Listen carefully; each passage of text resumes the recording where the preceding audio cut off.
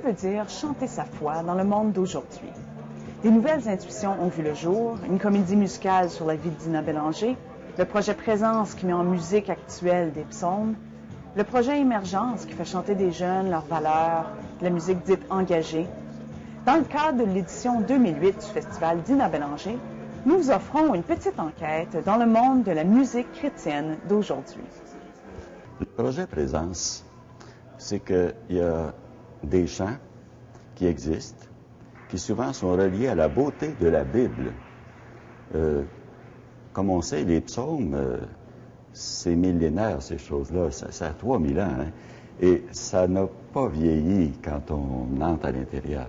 Alors, moi, dans mon cheminement, ça fait depuis que je suis prêtre, donc, soyons francs, depuis 1966, ça fait quelques semaines, j'ai toujours été convaincu, arrivant après le Concile Vatican II, qui disait « faudrait peut-être retrouver les sources de la Bible ». Donc, de connecter sur les psaumes, ça a été mon intuition. Et pendant une vingtaine d'années, j'ai œuvré dans ce domaine-là à plein temps, quoi, au sanctuaire Notre-Dame-du-Cap. Et des chants sont jaillis, tranquillement. Et le disque Présence reprend de ces chants-là, mais avec une facture actuelle. Moi, je trouve qu'il y a tellement des beaux talents, précisément dans la région, à Québec, entre autres. Talents magnifiques. Je me disais, moi, c'est ma théologie actuelle, personnellement. J'aime mieux être dans la deuxième rangée, de favoriser les jeunes. Mais je suis là, j'encourage, un mentor, comme on dit. Et c'est ce que j'ai voulu vivre, c'était farfelu, et ça a marché. et donc, ça met une couleur nouvelle. Et en même temps, interpeller des nouveaux créateurs. Ce qui me frappe actuellement dans l'Église catholique, oui, mais chrétienne en général, c'est qu'on prend conscience qu'on a un peu déconnecté de la société actuelle. Quand on fête, qu'est-ce qu'on fait? Voilà ma question. On est au Sud-Afrique et on sort les tam-tams et c'est tout à fait correct. Puis on arrivera au Québec et on est donc tranquille. Moi, je trouve personnellement qu'on est très, très tranquille dans les églises. Quand on va aux États-Unis, dans les églises évangélistes et tout ça, ça swing, hein? Et personnellement, j'ai mis en place même, avec une équipe, on ne fait rien sans une équipe, j'ai mis en place quelque chose au centre Victor Lelièvre, qui est l'ancien Maison Jésus-Ouvrier, des mercredis qui sont démarrés depuis quelques semaines, et c'est extraordinaire. La réponse qu'on a, c'est, j'ai osé prendre le mot « gospel ». Ça fait bizarre pour certains, au contraire, ça allume des lumières dans tous les yeux. Et donc, de dire, quand on fête, sur les plaines d'Abraham, ça swing un peu. Alors, moi, je pense qu'on a vécu une grande timidité au Québec. On est dans un frigidaire trop souvent. C'est pas nous, ça. On fait un party, ça brasse. Et puis, pourquoi qu'on serait tranquille à l'Église, hein? Alors, évidemment, il y a une question de respect.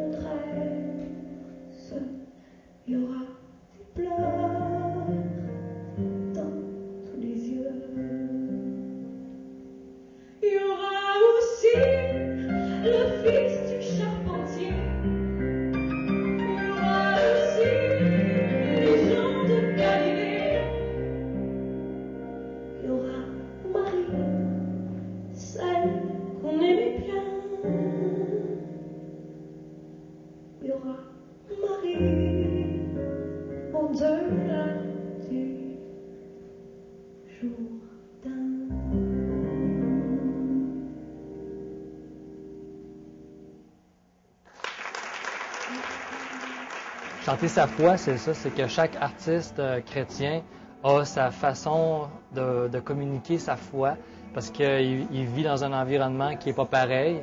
Moi, je suis en milieu de travail, d'autres, c'est autre chose. Fait que ça nous permet d'avoir des visions différentes sur l'état spirituel du monde, si on veut. Ça nous permet de trouver nos canaux ou la façon qu'on veut communiquer notre foi pour que ça soit reçu là, sans mur. Parce que souvent, quand on veut communiquer notre foi, tout dépendamment à qui on s'adresse, si on s'adresse trop explicite, ben, on vient de faire un mur puis on vient de perdre la personne. Mais c'est ça, chanter sa foi, c'est moi, à ma façon, c'est d'arriver à communiquer ma foi en douceur, en questionnant, en n'étant pas trop direct dans le message, quoique je connais quand même très bien mon évangile, mais je m'en inspire pour que le langage populaire en soit teinté. Fait que c'est un peu ça pour moi, exprimer ma foi là, en chanson. D'amour entre Dieu et son peuple, tu es renouveau, monde. Tu as besoin d'un séminaire, mais aussi de lieux de prière et de prêtres irréprochables, de bons missionnaires. Allez, enflammer du feu de l'esprit, semer la foi des Premières Nations. Il faut réaliser cette entreprise, voilà la plus importante mission.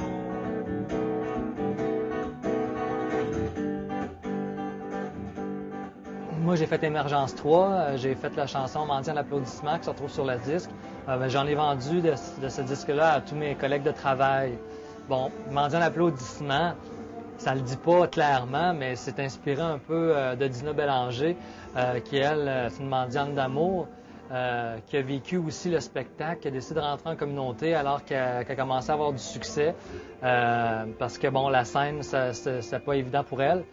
Bon, mais le mendiant d'applaudissements, c'est un peu tout ça. C'est une façon d'aborder le show business, ou c'est une façon d'aborder la scène puis la chanson, mais détachée de la pression commerciale. Fait que le message derrière ça, il y a beaucoup d'évangiles, mais il n'est pas au premier niveau, là, il est au deuxième et au troisième niveau. Fait qu'à travers ça, ben, les gens sont en contact, ça me permet d'échanger avec eux sur des valeurs plus profondes. C'est arrivé que la discussion est tombée plus sur la foi. Quand la porte est ouverte puis je vois qu'il y a moyen d'entrer, ben là, j'entre tranquillement. J'en parle un peu. Des fois, ça dure pas très longtemps, puis on revient, puis ça finit là, mais au moins, j'ai pu aborder un peu. Fait que c'est sûr que ça ouvre des portes, puis les gens sont pas prêts à entendre parler de Jésus, là, tu sais, gros comme le bras, là, mais quand même, ils se questionnent spirituellement, puis tout le monde cherche un sens à leur vie. Puis quand on est en Église, puis quand on a une vie de foi, ben, on est en mesure de répondre spirituellement à leur soif, là. Qu'est-ce que je peux faire et être de meilleur? Moi, j'ai l'impression que ça passe par la voix, la parole, la scène, la classe, être devant un public, faire réfléchir, donner l'envie de rechercher la sagesse, donner l'envie de devenir un meilleur être humain, donner l'envie d'être un acteur de changement constructif sur la planète. Hein, on invite à la créativité, on invite à la conscience, on invite à « Hey, pose-toi donc des questions, tu sais. Hey, le monde est rempli de défis, il y a un paquet d'enjeux mondiaux pour lesquels notre participation est requise et on a besoin de la tête, des bras, de la volonté de chacun. » On n'a pas de réponse à suggérer à ceux qui nous entendent. On a plein de questions, par exemple, et on sait que le terrain est fertile. Mais belle, ta difficulté, oser toujours infiniment plus grand, jusqu'à ta vie à inventer. Je voulais te dire que lorsque je te vois qui rampe dans la poussière,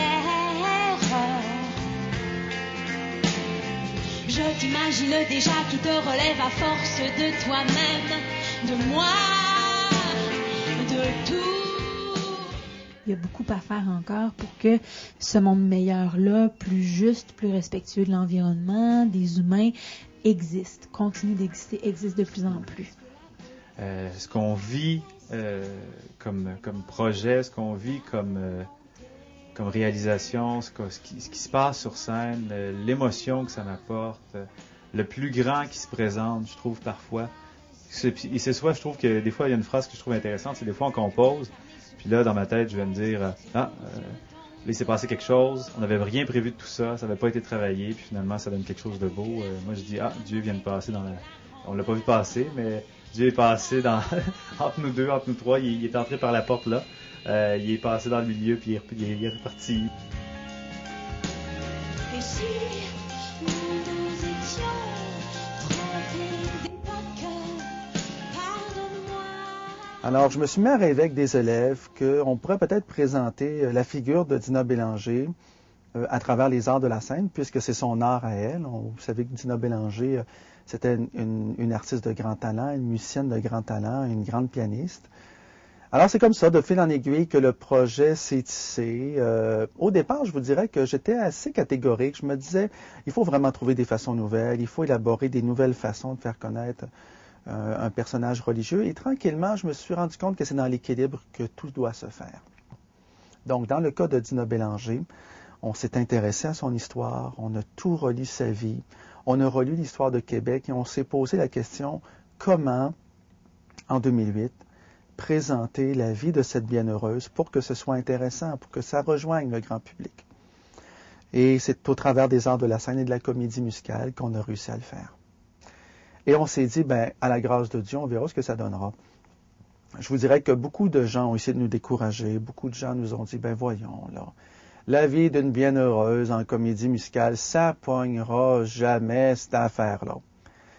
Mais on s'est dit qu'il ne sait rien à rien, on a été tenaces. Et jusqu'au jour où les fêtes du 400e nous ont convoqués. Ils nous ont dit, écoutez, on a lu votre plan d'affaires, c'est un projet magnifique. Eh oui, la musique chrétienne est bel et bien vivante dans le monde d'aujourd'hui. Elle se transforme, elle prend des nouvelles formes et elle devient de plus en plus accessible pour le monde, justement.